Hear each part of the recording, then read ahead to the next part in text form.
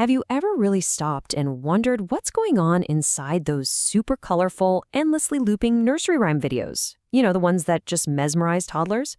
Well, it turns out there's a surprisingly deep curriculum hiding in plain sight. So we're going to dive in and uncover the hidden lessons of kids' YouTube. It really all starts with this one simple phrase. And this isn't just some random line from a song, it's the key. It unlocks this entire educational framework. It's basically a child's first and most important line in a script that's designed to teach them how to handle all the little pains and problems of being a kid. I mean, for millions of parents, channels like Nunu TV have become the ultimate digital pacifier, right? A toddler gets upset, they're sick, they're just overwhelmed, and these songs are the first thing we turn to. But here's the thing, they're not just a distraction. They are actively teaching a child how to feel better. They're giving them a structured way to deal with distress. Okay, so what exactly is this curriculum? Well, here's our game plan. We'll start with how these songs act as a digital pacifier for just feeling sick or sad. Then we're going to dissect the foundational boo-boo lesson. From there, we'll see how the lessons get bigger, moving into social skills like sharing. And finally, we'll look at the secret ingredient that makes all of it stick. So before a kid even learns about, a scraped knee, this curriculum kicks off with something way more abstract, that simple, confusing feeling of being sick or just feeling down. And check this out. Notice the first step here. The question isn't what happened, it's why are you feeling low? The song immediately validates the child's feeling. It gives a name to that general sense of just not being okay, which, when you think about it, is a pretty advanced emotional concept for a toddler to grasp. And then, boom, the Get Well Soon song lays out this really clear step-by-step guide. First, it points out the symptoms. You got a red nose, you're looking tired. Then it offers comfort, don't you cry. And finally, it brings in the solutions. You got to take your medicine and get some sleep. It just creates this predictable, calming little routine for what can be a really confusing experience.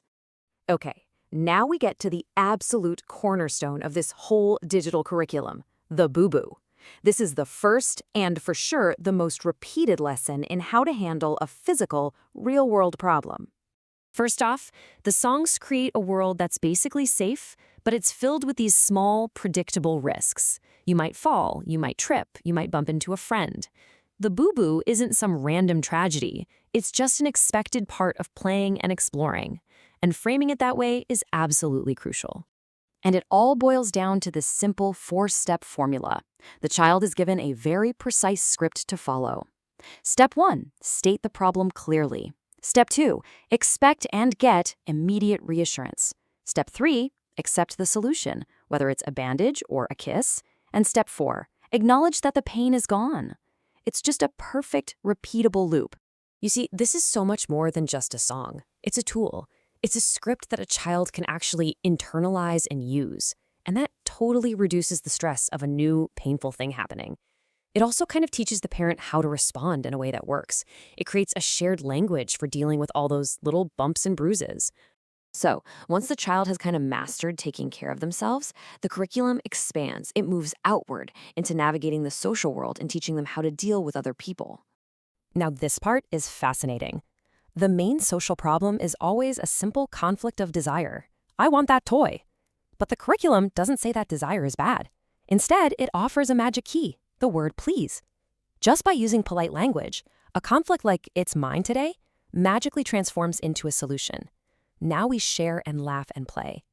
And trust me, this lesson is hammered home again and again and again. It's not just one song about one toy. No, it's applied to literally everything a toddler could possibly want. A plane, a slide, a lollipop, bubbles. This repetition across all these different objects makes sure that the core idea, being polite leads to sharing, is completely absorbed. And hey, just in case the message wasn't crystal clear, the songs just come right out and say it. Sharing isn't a sacrifice. It's not a loss. It's framed entirely as a good thing, something that brings so much joy. It's a pretty powerful piece of social engineering, really, teaching kids to be pro-social by linking it directly to their own happiness. So how in the world do these lessons get so deeply stuck in a toddler's brain? Well, the answer is all in the delivery system, which is just this incredibly powerful engine of repetition. I mean, come on, we've all heard it. The sheer brute force repetition of both the words and the music is designed to be sticky for a developing brain.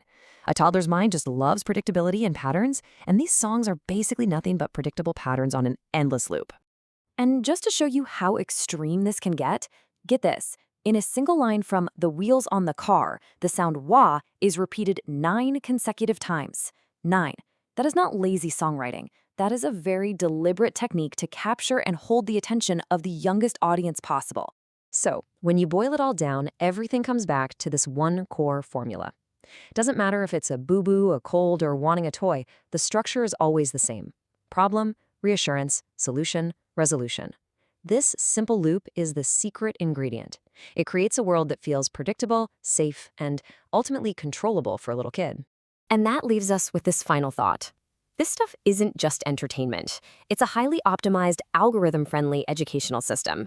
It gives kids these clear, effective scripts for life's earliest challenges.